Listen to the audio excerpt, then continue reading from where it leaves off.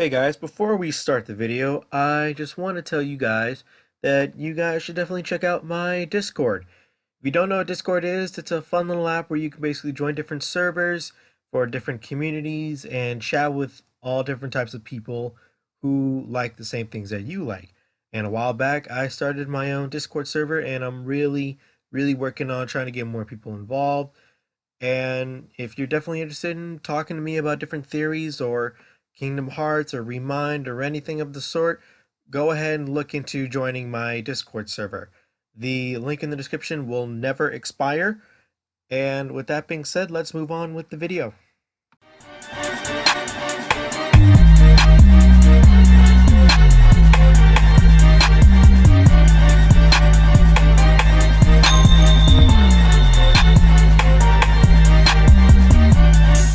In Kingdom Hearts 3, during your visit to Olympus, you are approached by Xigbar, later revealed to be Lucio in disguise, who tells Sora, albeit cryptically, the idea of sacrificing yourself for others produces no good, and tells him to find the hearts joined to his. We even hear this a second time in the toy box from young Xehanort. What could all this mean? What does this phrase, find the hearts joined to yours, mean? I will answer these questions and many more in my Kingdom Hearts 4 Sora's Reward theory. Okay, I know it's a trash name, but it was literally the best I can come up with for this video. Cut me some slack. And also, I have to say, first theory of this decade. Yeah! So, ever since the big Kingdom Hearts 3 trailer back at E3 when Xigbar mentioned find the hearts joined to yours, I've been trying to piece together what he meant by that. Initially, I assumed Xigbar was talking about the hearts that needed to be saved, you know, Aqua, Ven, Terra, Roxas, Xion, Naminé, but after watching this scene one more time, I actually thought of something that shined a light bulb over my head. So, we all know that Xigbar is actually Lucio in disguise, and most, if not all of what he did as Xigbar or Braig was to get his hands back on his no-name Keyblade and reunite the foretellers, possibly in the hopes of having the Master return from whatever it is that he is doing. We also know that young Xehanort has some sort of connection with the Master of Masters, typically portrayed by silver eyes instead of yellow ones. Also, thanks to the Kingdom Hearts Remind trailer, we know that after the ending, Sora ends up in a night version of the final world and then makes his way to Shibuya from Verum Rex. Both visits, he is accompanied by Yozora, the video game character from the toy box. And strangely enough, the Master of Masters is also in Shibuya, although looking into the Remind trailers, we can assume that he is there by choice, not force. The thing I want to drive at is that maybe the Master is being way more direct in his plans with Sora and Shibuya than we initially thought. First thing I want to bring up is actually something Xigbar says here. Still, Sora, that doesn't mean you should change. Accept the power you're given. Find the hearts joined to yours. Why would I ever take advice from you? As if. You don't have any choice but to follow this sweet little trail of breadcrumbs. And at the end, you'll finally realize what destiny has in store for you. In fact, your reward might be right around the corner. You're so close! Initially, it just flew over my head, but now I can't stop thinking about it. Here's why, in my mind, I get the feeling that the Master of Masters himself has some sort of reward for Sora, and this relates to, as what Xigbar said, accepting the power Sora was given. To get more to the point, I think that the Master of Masters is trying to end all Keyblade Wars, aka battles of light versus darkness, completely, and intends to use Sora as his scapegoat for doing so. Here's what I mean. A while back, we received a Kingdom Hearts Union Cross story update that involves the Master discussing a bit of his past with Lucio. He stated that there has been Keyblade Wars since he was a boy. Initially, that struck me as odd since, to my knowledge, he was the one who invented Keyblades. However, he later clarifies that when he says Keyblade War, he is referencing the seemingly endless battle between light and darkness. I think that maybe the power Sora was given and his reward are linked to this goal. So if you were to ask me what I think this power is, it's probably just raw amounts of darkness that is just too much for most people to handle. Enough to make someone strong enough to take on people like the Foretellers in a 5-on-1 fight. What made me think of this? was actually a guy named Justin Holland. He is someone who loves to discuss Kingdom Hearts theories with me, and a while back he asked me how is Sora supposed to get strong enough to fight the Foretellers. He asked me that a long time ago, and that has actually been boggling in my mind for a while, but I couldn't really give an answer for that, so I shelved it for the time being. But now I have something. This raw power is what I believe a dark power. It could also be the Heartblade. Quick shout out to that video. Go ahead and check it out if you want, if you have the time. But mainly I believe that it's a dark force, because remember what Xigbar said. Accept the power you're given. Sora needs to accept this power, meaning this raw power is only usable and effective if he comes to terms with it. Now, why would Sora receive an amazing power? Remember what I said earlier. The Master apparently has seen a Keyblade war since childhood as light and darkness constantly clash. The Master wants to finally, once and for all, end all Keyblade wars and battles between light and darkness.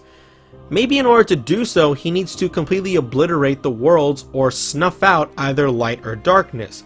By doing that, he definitely rids the worlds of the light and dark conflict, and he definitely needs Sora to harness this absolute dark power. If you think about it, with each main title, Sora has gotten more and more control over his darkness. In Kingdom Hearts 1, he was just a Heartless. In Kingdom Hearts 2, he was able to incorporate darkness in anti-form, but it was a punishment because he would lose his Keyblade and his allies and become completely feral, and it was always accidental because of Dry Form abuse. And in Kingdom Hearts 3, not only does he use a Keyblade that incorporates a dark form in the form of Oblivion, but he also has Rage Form, where he intentionally uses his darkness. He still has his allies, and he doesn't lose his Keyblade. Sora is getting more and more in tune with his darkness, and that's what the Master needs. He needs Sora to be powerful enough and to be accustomed to dark powers to accept this amazing power. Now, I already know what you guys are thinking. There are definitely better candidates for dark power users than Sora, because they are definitely at this point more used to it. Most obvious would be people like Riku, or someone like Terra, or Roxas, or even Lee. And while that may be true, their hearts aren't joined to someone else like Sora. And here's where the next part of this theory comes in. There isn't just one major power that the Master sent out. There's two. One of Amazing Light and one of Amazing Darkness. We already have established that Sora is the recipient of the Amazing Darkness. But who will be the recipient of the Amazing Light? None other than Yozora. I believe that Sora's heart and Yozora's hearts are joined/connected. Maybe Yozora and Sora's lives are essentially one and the same, and whenever something happens to one, it will happen to the other. Need proof? Okay, well, we see in the Verum-Rex commercial that Yozora is joined by two companions in his journey, known as Magia, a magic user, and Aegis, a shield. Clearly a parallel of Sora with Donald, a magician, and Goofy, a knight who uses a shield. Both Yozora and Sora chase after a girl that they know in their journey, and just when she is in their grasp, she goes away. The way young Xehanort describes Verum-Rex to Sora, "Haven't you heard? In this world, you come from a video game." makes it sound like he even knows that Sora and Yozora are one and the same. Both have found themselves in a world of endless sea and sky, and of course, I've been having these weird thoughts lately. Like, is any of this for real? Or not? now that that's out of the way, the point I'm trying to make is that the Master is planning to end the light and dark battle by having Sora, who holds the Great Darkness, and Yozora, who holds the Great Light, fight each other to end the fight, and it can only produce one of three results. 1. Great Darkness wins and rules absolutely. 2. Great Light wins and rules absolutely. Or 3, and this is especially if Sora and Yozora's lives are connected, that if one dies, so does the other. And if that's the case, then the fight will definitely result in both light and darkness being completely destroyed, which will also result in the death of Yozora and Sora and the destruction of the world. So how does this relate back to what Xigbar said in Olympus? Well, Xigbar definitely knew Sora's role in the Master's plan, and he was trying to warn Sora cryptically about what was going to happen to him in regards to having a great power and finding the hearts joined to his.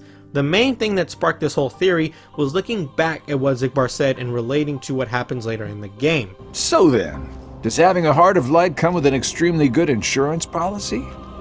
Just say what you mean. Oh, but I did though. No good will ever come from putting other people first. I was able to save Meg's life because I was ready to risk my own. Because you've got friends in high places, you mean?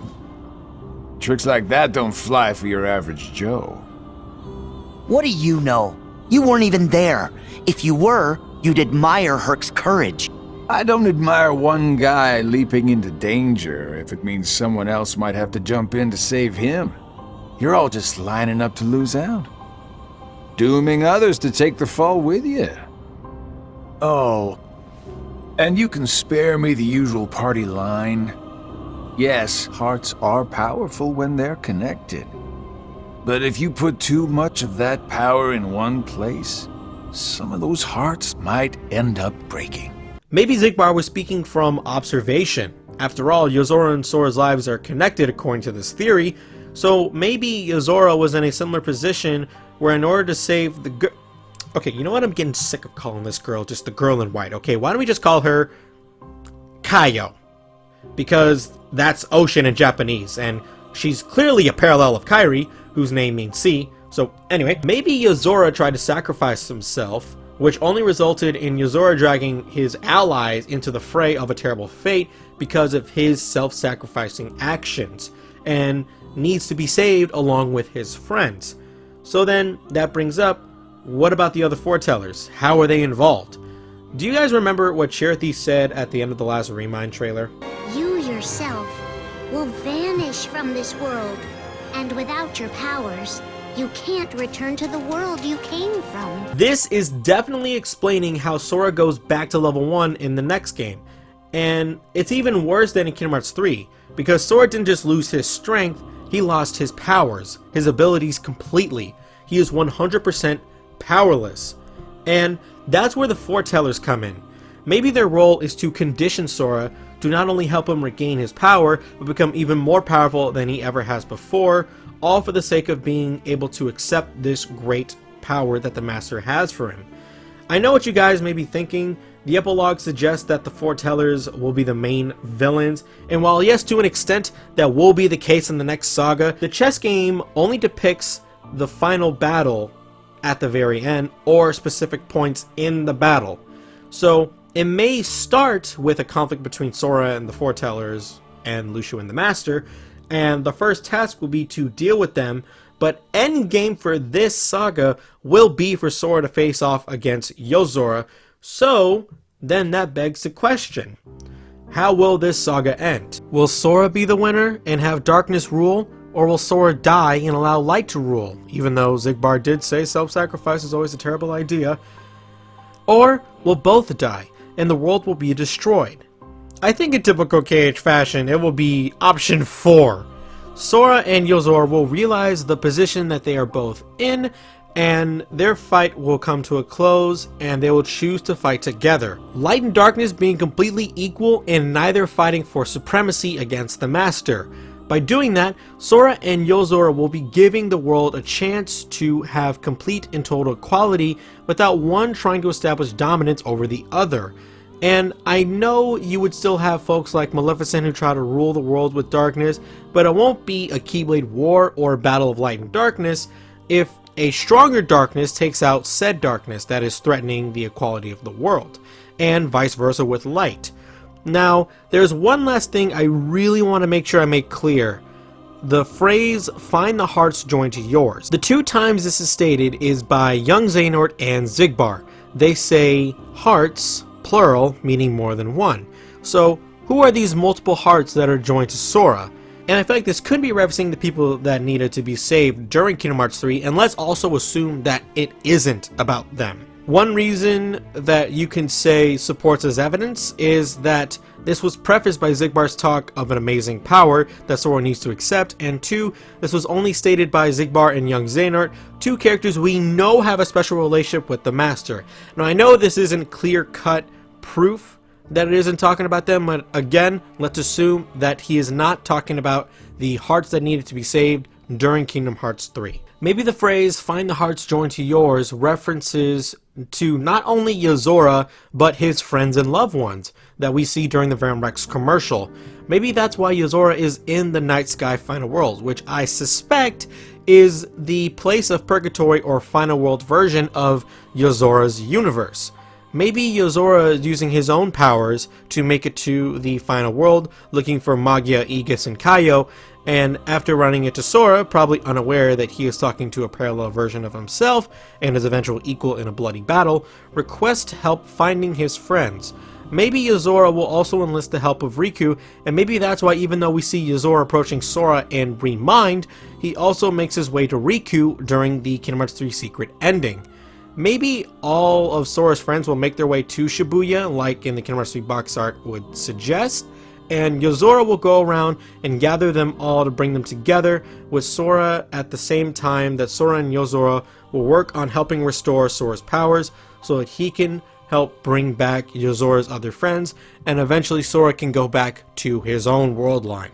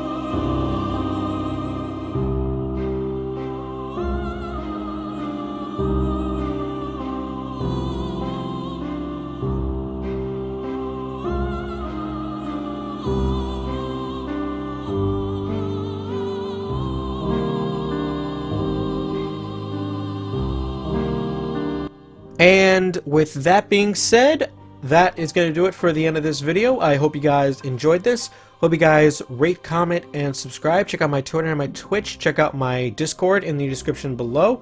This has been Noir Low Bomber, and I'm out.